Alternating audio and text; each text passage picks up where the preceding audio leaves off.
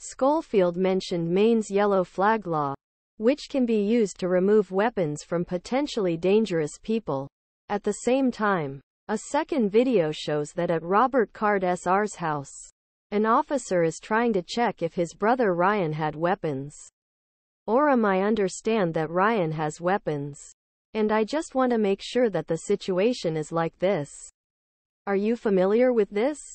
The officer is asking. However, Card Sr says he hasn't spoken to Ryan in the last few days.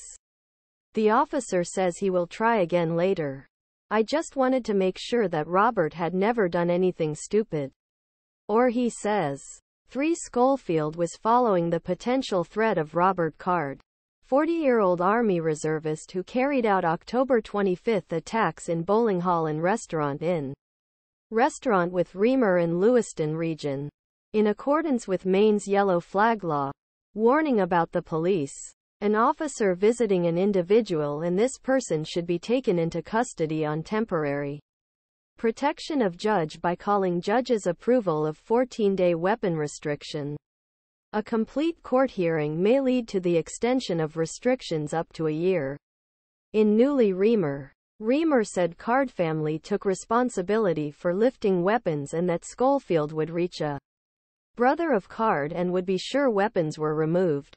Skolfield said to Card's as a big family in this field vey and said police visited house and that he did not want to introduce information he kept away from police radio.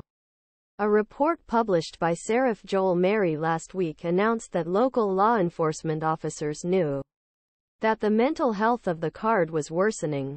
3 Skolfield mentioned Maine's yellow flag law, which said that Reamer rejected medical treatment after hospitalization during the Army service.G.N.MillerNYPOST. The police were aware of the reports that he was paranoid, heard sounds, experienced psychotic sections, and possibly dealing with schizophrenia. Merry refused to comment on the publication of videos. Democratic Gov.Janet Mills appointed an independent commission to review all aspects of the tragedy by a former state chief justice. And Maine's Congress delegation said that on Friday, an ongoing administrative investigation, as well as an independent Army inspector to review the actions of the